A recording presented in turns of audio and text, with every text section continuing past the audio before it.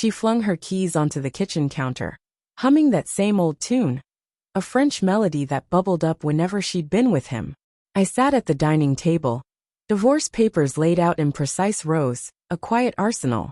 "We need to finalize these by Friday," I said, my voice calm, almost unnaturally so. "So you can move on with your AP."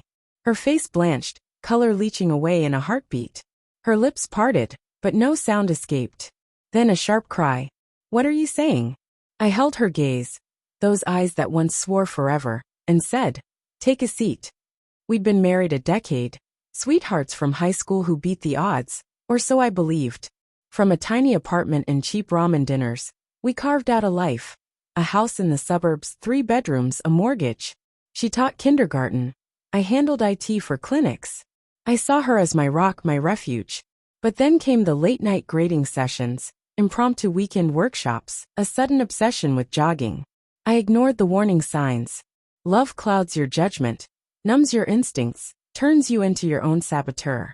Her phone grew a lock, passwords changed, and she bristled at harmless questions. "I need room to breathe," she'd say. I gave her space, but not my faith. Not anymore. The truth hit on a Wednesday. She left her tablet on the sofa, a notification pulsing like venom. "Last night was unforgettable." Thursday again. Those words seared me. I didn't confront her. Instead, I dug every message, every photo, every betrayal she crafted with fingers that once traced my skin.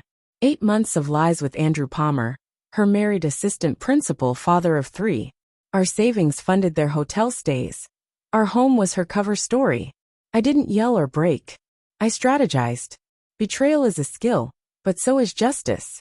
I bought a burner phone, archived screenshots, locked every detail in encrypted folders.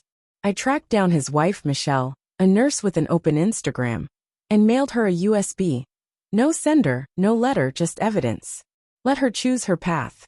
I consulted a lawyer in secret, opened private accounts, rerouted my paycheck, and started divorce proceedings. I hid recorders in our bedroom, her car, the den. They didn't catch intimacy but something uglier. Her plots, her giggles about my obliviousness, her schemes for life after the collapse. She never sensed my stillness.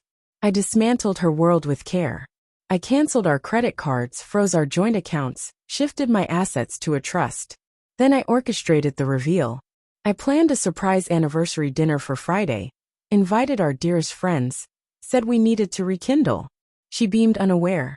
The restaurant was her favorite, a secluded room, candles glowing, 15 guests. She wore emerald green, luminous, blind to the trap. I rose to speak. 10 years, I said. Much to treasure, much to let go. Her smile wavered. Murmurs rippled. "I have an announcement," I continued, pulling out a folder. "We're getting divorced." Silence. Her wineglass trembled. "What?" she breathed.